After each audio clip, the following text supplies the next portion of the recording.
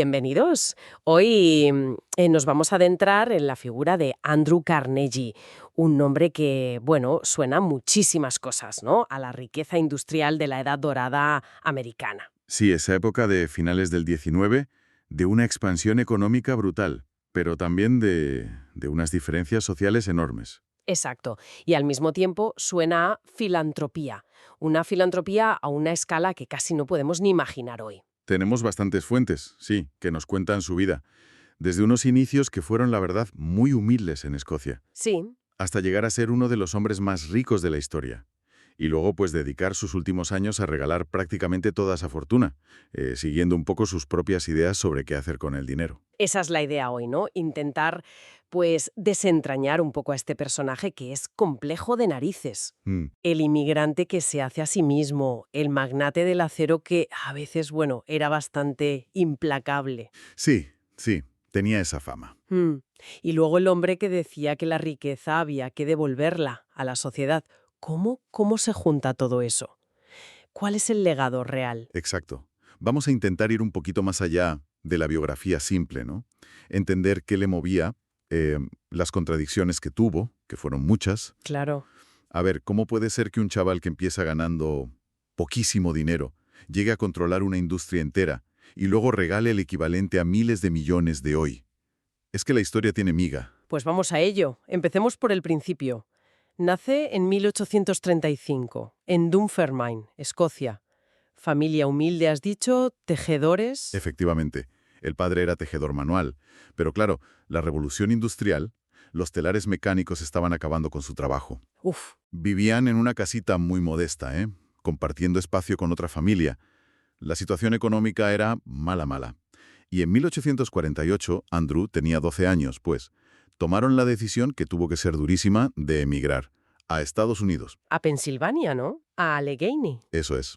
Buscando, pues, una vida mejor, lo típico. Y ese origen, esa dureza inicial parece que le marcó para siempre. Su primer trabajo, con 12 años, de bobbin boy en una fábrica textil, cambiando bobinas. Uf, imagínate, 12 horas al día, 6 días a la semana. ¿12 horas? Sí, por $1,20 a la semana, que hoy serían, no sé, unos 40 y pico euros o dólares. Una miseria. Nada. Eso le dio una visión muy directa de lo que era el trabajo industrial y la pobreza. Su padre intentó seguir tejiendo allí, pero no funcionó. Y fue la madre, ojo, la que tuvo que tirar de la familia, incluso vendiendo comida puerta a puerta. Qué fuerte. Pero el chaval tenía empuje, ¿eh? Porque pronto cambió ese trabajo por otro. Mensajero en una oficina de telégrafos. Y aquí ya empieza a despuntar. Totalmente.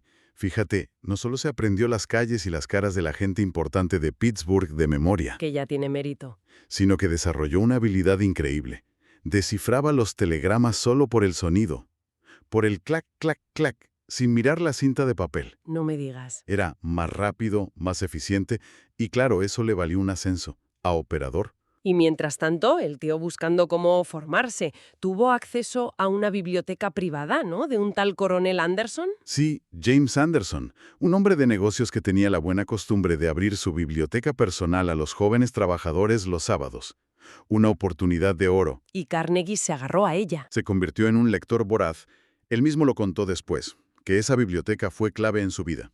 Y que de ahí le nació la idea, o el deseo, de que otros jóvenes como él, sin recursos, tuvieran acceso a los libros, al conocimiento. Anda, ahí está la semilla de las bibliotecas Carnegie. Exacto. La conexión es muy directa entre esa experiencia suya personal y lo que hizo luego a gran escala. Una de sus mayores obras filantrópicas nace ahí. Es fascinante ver cómo esas primeras vivencias le van dando forma. El siguiente paso importante, el ferrocarril. Con 18 años nada más, Thomas A. Scott, que era un pez gordo de la Pennsylvania Railroad, Sí. se fija en él y lo contrata como secretario personal y operador de telégrafos. Scott fue importantísimo para él. Un mentor, de verdad. Con él, Carnegie aprendió cómo funcionaba por dentro una de las primeras grandes empresas modernas de América. El control de costes, la eficiencia, la organización, todo eso. Pero no solo eso, ¿no? También le abrió puertas para invertir. Eso es. Scott le facilitó el camino para empezar a invertir. A ver, ¿de dónde sacó la pasta para la primera inversión? Pues ni idea. Pues hipotecando la casa familiar. Los primeros $500 para acciones de Adams Express los consiguió así, con ayuda de su madre. Ole. Luego Scott le ayudó a invertir en la Woodruff Sleeping Car Company, los coches cama. Y aquí hay que decir una cosa. A ver, Algunas de estas oportunidades venían de información privilegiada, de relaciones internas. Hoy diríamos que eso es, bueno, directamente corrupción o como mínimo un conflicto de intereses brutal. ¿ya? En esa época, pues, era bastante habitual entre los directivos para hacer capital. Era otro mundo, está claro. Y él, lo que ganaba, lo reinvertía. Exacto. Dividendos que cobraba, ¡pam!, a reinvertir. Y siempre en negocios relacionados con el ferrocarril. Puentes, raíles, hierro. El ferrocarril era el motor de todo. Y Carnegie supo verlo. Con 24 años ya era superintendente de división. Muy joven. Jovencísimo. Y esas conexiones con Scott y con el presidente de la compañía, J. Edgar Thompson, bueno, serían cruciales más adelante, cuando él montara sus propias empresas y necesitara clientes grandes. Y toda esa experiencia en logística, en gestión a gran escala del ferrocarril, le vino de perlas cuando estalló la guerra civil, imagino. Sin duda, Scott fue nombrado subsecretario de guerra encargado del transporte y a quien puso al frente de organizar los trenes y los telégrafos para el ejército de la Unión. A Carnegie. A Carnegie. Fue una experiencia brutal, peligrosa incluso. Él mismo bromeaba con que fue la primera baja de la guerra, porque se hizo una cicatriz arreglando un cable telegráfico. Vaya anécdota. Pero más allá de eso, la guerra le enseñó algo clave, ¿no? Le demostró la importancia estratégica, vital, vamos, de la industria pesada, del hierro y, sobre todo, del acero. Y después de la guerra, tomó la decisión. Dejó el ferrocarril. ¿Lo dejó? ¿Después de todo lo que le había dado? Sí, para centrarse al 100% en fabricar materiales para esa industria. Fundó la Keystone Bridge Works para hacer puentes de hierro y luego la Union Iron Works. Y aquí es donde los viejos amigos del tren se vuelven importantísimos. Oro puro. Scott y Thompson, sus antiguos jefes, ahora eran sus principales clientes. Les llegó a dar participaciones en sus empresas, para asegurarse los contratos de puentes, de raíles, todo lo que necesitaba la expansión ferroviaria de la posguerra. Inteligente. Y el gran escaparate fue el puente Eads, en San Luis, el primer gran puente del mundo hecho con acero estructural cruzando el Mississippi. Se acabó en 1874. ¿Y de dónde venía el acero? De las fábricas de Carnegie. Exacto. Demostró que el acero era el futuro y le abrió un mercado gigantesco. Así que empieza a construir su imperio. ¿Cuáles fueron las claves? Porque no sería el único haciendo acero. No, claro, pero hubo dos cosas fundamentales. La primera, la tecnología. Se fue a Inglaterra, vio el proceso Bessemer, Ajá. que permitía hacer acero mucho más rápido y barato, y dijo, esto lo quiero yo. Lo trajo, lo adaptó, lo mejoró en sus fábricas de Pittsburgh. Vale, tecnología. Y la segunda, que quizá fue más revolucionaria aún para el negocio. La integración vertical. Carnegie se dio cuenta de que para controlar los costes y que no le faltara material, tenía que controlar todo, toda la cadena. ¿Todo es todo? Todo es todo. No solo hacía acero, compró minas de hierro en la zona del lago superior, compró minas de carbón gigantescas. Allí es cuando adquiere la Frick Coke Company, de Henry Clay Frick, que primero fue socio y luego, bueno, ya hablaremos. Uf, la relación con Frick. Tela. Compró ferrocarriles propios para llevar el mineral y el carbón a las fábricas, y hasta barcos para cruzar los grandes lagos. Control absoluto. De la mina al cliente. El resultado tuvo que ser, Demoledor para la competencia. totalmente. A finales de los 80, Carnegie Steel era el mayor productor del mundo de arrabio, de raíles de acero y de coque. Su producción sola superaba la de todo el Reino Unido. Increíble. Más que el Reino Unido. Más que todo el Reino Unido, sí. La cuna de la revolución industrial. Y en 1892, pues, consolidó todo bajo un único nombre, Carnegie Steel Company. Y no era solo eficiencia por dentro. También sabía moverse fuera, ¿no? Por supuesto, era un negociador durísimo. Usaba su poder con los ferrocarriles, que eran sus clientes principales, para conseguir tarifas de transporte más bajas. Y en Washington era un lobista muy activo a favor de los aranceles. Proteccionismo. Claro, que el acero extranjero no entrara o entrara caro, para poder mantener él precios más altos en casa. ¿Listo? Era un rato. Y llegamos a 1901. Carnegie tiene 65 años, domina el mercado y decide vender. ¿Por qué? Sí, es el momentazo. El financiero JP Morgan quería crear un trust del acero todavía más grande, un gigante que controlara casi todo para, bueno, estabilizar precios y sobre todo eliminar la competencia feroz que les hacía Carnegie. Que les tenía fritos, vamos.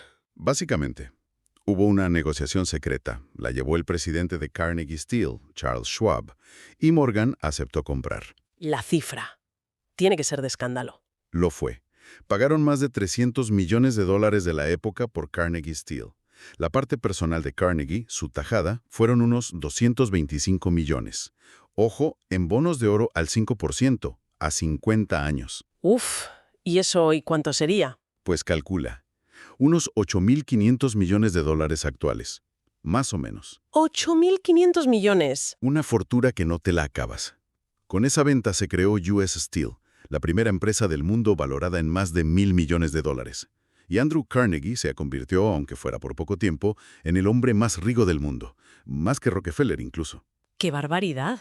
Y ese es el punto de inflexión. Cierra la etapa de industrial. Y se abre de par en par la puerta a su segunda vida, la de filántropo a tiempo completo. Porque lo de regalar el dinero no fue una idea de última hora, ¿eh? Ya de joven apuntaba maneras. Hay un memorándum suyo de 1868. Tenía 33 años. Sí, es un documento increíble. Decía cosas como: acumular riqueza más allá de lo necesario es idolatría. Y la frase mítica: el hombre que muere rico, muere deshonrado. Tela. Incluso se propuso retirarse a los 35 para dedicarse a la filantropía. Bueno, tardó un poquito más, ¿no? ¿30 años más? Un poquito sí. Pero la idea estaba ahí, y la desarrolló en un ensayo muy famoso de 1889, La riqueza, que luego se conoció como el Evangelio de la riqueza. ¿Y qué decía ahí?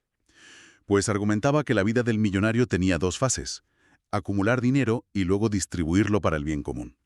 Veía a los ricos como administradores, ¿sabes? Gestores de la riqueza de la sociedad, con la obligación moral de usarla para que la sociedad progresara. Curioso. Y ojo, que apoyaba los impuestos progresivos sobre la renta, y sobre todo, un impuesto muy fuerte a las herencias, para que el dinero no se quedara siempre en las mismas manos. Pues sí que pasó de la teoría a la práctica. Donó, has dicho, unos 350 millones de dólares de la época. Casi el 90% de su fortuna personal, miles y miles de millones de hoy. Una auténtica barbaridad. Y su filantropía no era solo dar dinero sin más, ¿verdad? No, era bastante estratégica, una inversión en lo que él entendía como progreso social. Su gran apuesta fue la educación autodidacta, el acceso al conocimiento. Y el ejemplo más claro, son las bibliotecas. Casi 3.000 bibliotecas públicas financió, en Estados Unidos, Reino Unido, Canadá. Sí, pero no era solo: toma, aquí tienes el dinero para el edificio. Ah, no. No, tenía una condición muy clara, y eso demuestra que pensaba a largo plazo. Él pagaba la construcción y el mobiliario inicial. Vale. Pero exigía que el ayuntamiento, la autoridad local, pusiera el terreno y se comprometiera por escrito a mantener la biblioteca, a financiarla año tras año. Anda, qué listo. ¿Aseguraba el compromiso local? Claro, quería que fuera algo sostenible, no un regalo que luego se quedara vacío. Muy inteligente. Pero no solo fueron bibliotecas, ¿no? Su generosidad fue mucho más allá. Muchísimo más. Invirtió en educación superior. Fundó el Carnegie Institute of Technology, que hoy es la Carnegie Mellon University, una universidad puntera. Sí. Y la Carnegie Institution for Science en Washington, para investigación científica. Creó un sistema de pensiones para profesores universitarios, el TIAE-CAREF, que todavía existe. ¡Anda! Los Carnegie Heroes Funds, para premiar a héroes civiles. Apoyó la música, construyó el Carnegie Hall en Nueva York y donó 7.000 órganos a iglesias. ¿7.000 órganos? Sí. Y luego la paz mundial le preocupaba mucho. Creó la Carnegie Endowment for International Peace, financió el Palacio de la Paz de La Haya, incluso dio 10 millones a las universidades escocesas. Es que el legado filantrópico es inmenso. Duradero. Pero Pero esta imagen de benefactor choca frontalmente con algunos episodios muy feos de su etapa empresarial. Hay que hablar de las controversias. claro, es que no se puede entender al personaje sin ellas. Hay dos, sobre todo, que le persiguieron siempre. La primera, la inundación de Johnstown, en Pensilvania, 1889. Terrible. Murieron más de 2.200 personas. Una barbaridad. Reventó una presa. Y resulta que Carnegie era miembro destacado de un club de caza y pesca muy exclusivo. El South Fork Fishing and Hunting Club. Ese mismo. Un club de magnates de Pittsburgh, entre ellos él y su socio Henry Clay Frick. Ellos eran los dueños de la presa. Y la presa no estaba bien mantenida, ¿no? Habían hecho cambios para tener un lago para ellos. Exacto. Modificaciones chapuceras para su recreo. Hubo avisos de que la presa era insegura, pero pasaron de ellos. Y reventó. Y reventó. Después de la tragedia, Carnegie donó dinero para reconstruir Johnstown. Les hizo una biblioteca.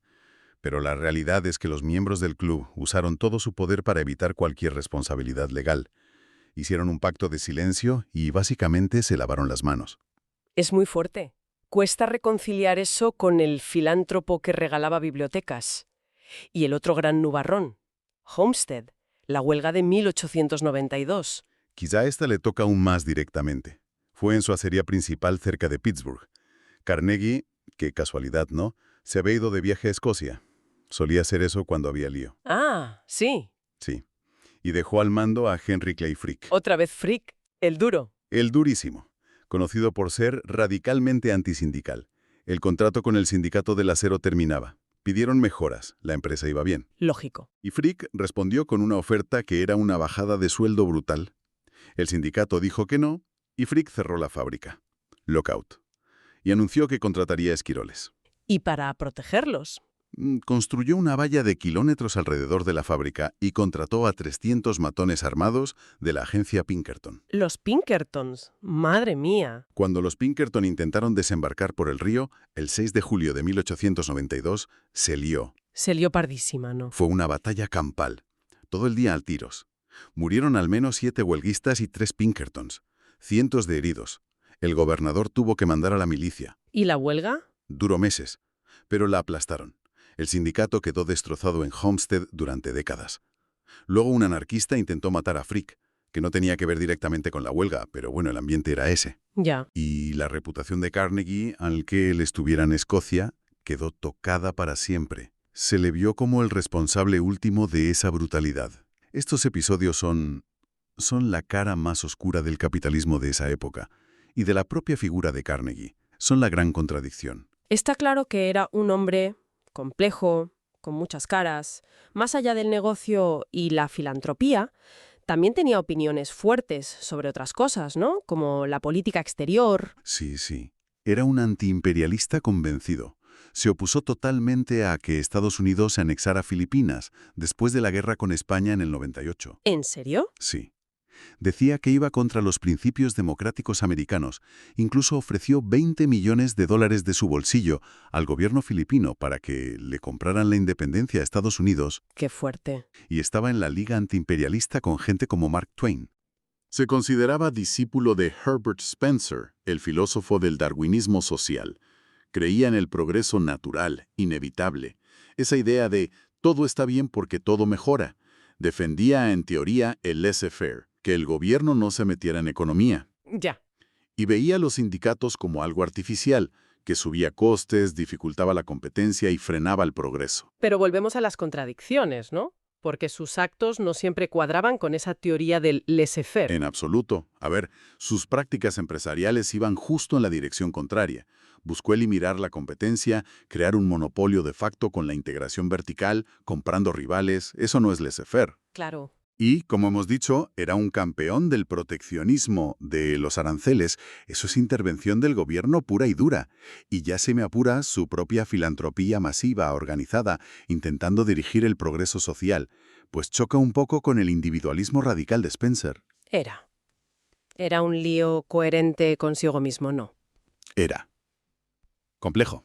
Muy complejo. Murió en 1919 con 83 años y sí, cumplió bastante su promesa de regalar el dinero en vida. El legado material está ahí. Universidades, ciencia, música, miles de bibliotecas, fundaciones, hasta un dinosaurio tiene su nombre. El Diplodocus Carnegie. El impacto es brutal, llega hasta hoy. Pero ¿cómo valorarlo? Eso sigue abierto.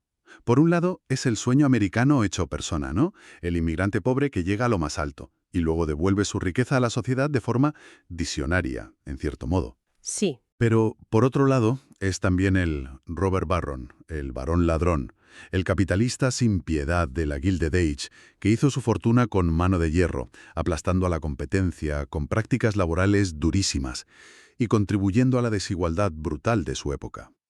Andrew Carnegie, un gigante industrial, un pionero de la filantropía y un hombre llenísimo de contradicciones. Su historia nos hace pensar mucho sobre qué es la riqueza, qué responsabilidad tiene quien la acumula y cómo miramos a estas figuras históricas tan enormes y tan complicadas. Exacto. Quizá la pregunta de fondo es, ¿puede la generosidad final, por muy inmensa que sea, equilibrar o, no sé si redimir, pero sí compensar las acciones tan duras, a veces brutales, que permitieron conseguir esa fortuna? Buena pregunta. Es una cuestión ética que va más allá de Carnegie. Sigue muy vigente hoy cuando hablamos de negocios, de dinero, de filantropía. Pues ahí queda esa reflexión. Esperamos que este paseo por la vida y el legado de Andrew Carnegie haya sido interesante y, bueno, haya aclarado algunas cosas. Hasta la próxima.